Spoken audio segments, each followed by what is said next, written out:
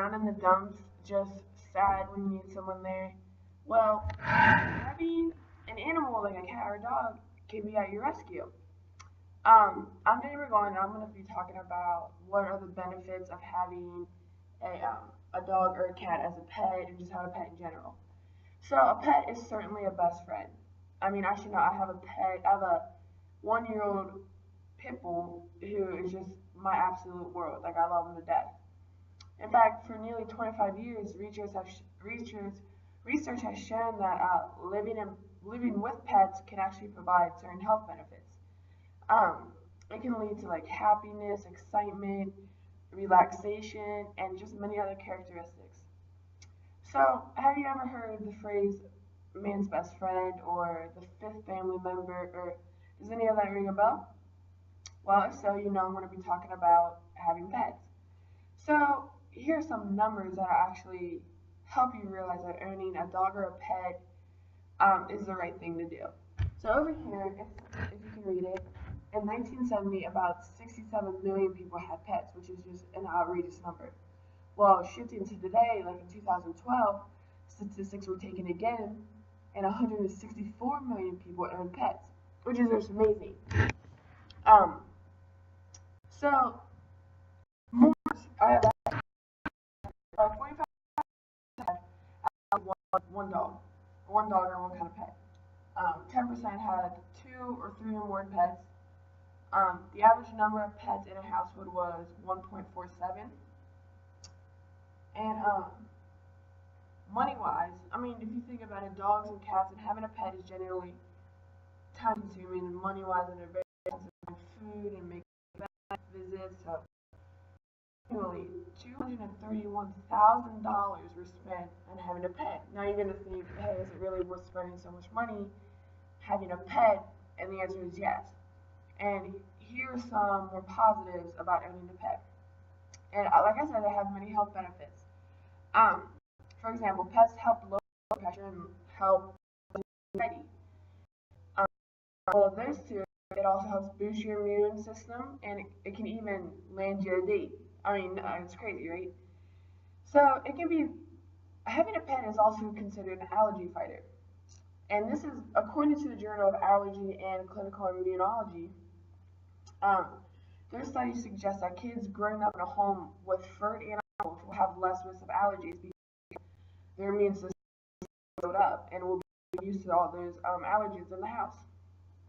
Um, Dr. Jerm, who was a psychologist at the time, he said he believed that dogs are just dirty animals. So this suggests that babies who have a greater exposure, to certain allergens have stronger immune systems, like I said. So it just builds up. So it's an allergy fighter, like I said.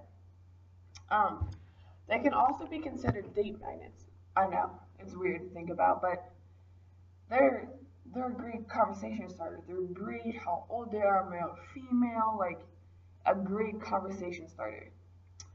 So forget internet matchmaking, Match.com or eHarmony, forget all this. Simply owning a pet is your ticket to the PhD Nadine Caslow said that having a dog helps ease people's social isolation.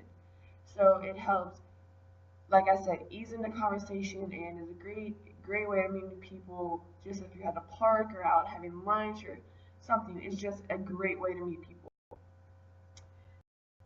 Um, for another topic that comes up. So studies have shown that Alzheimer patients, as they age, have fewer anxious outbursts than when there is an animal at home. And this is just because when their caregiver is not there, they have that sense of companionship and not like non-isolation. They're not alone.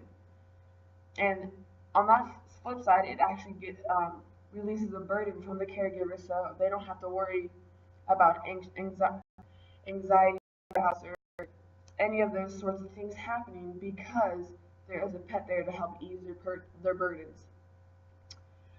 So to conclude this speech and like wrap up what I'm trying to tell you, many people in the United States own pets. 83.3 million people in the United States own dogs, and 6 million actually goes to show that animals are in fact man's best friends. They can help us improve in our moods, get us dates, and just be good companions.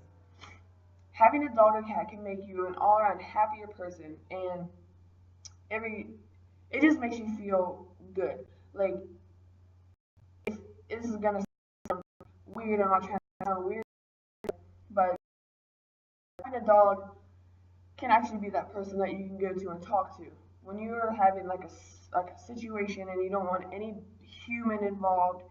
You just need to vent. They actually are very good listeners because they can't talk back. They can't give you feedback. It's always you're right, and they're gonna listen because they don't have any idea what's going on. So, and to conclude, so I think everyone here should go get your own dog, get your own cat, and just see what I'm talking about. See how much you love it and how much it's just going to impact and change your life differently. Because for me, it certainly did that. I have my pit bull and I have actually two other dogs.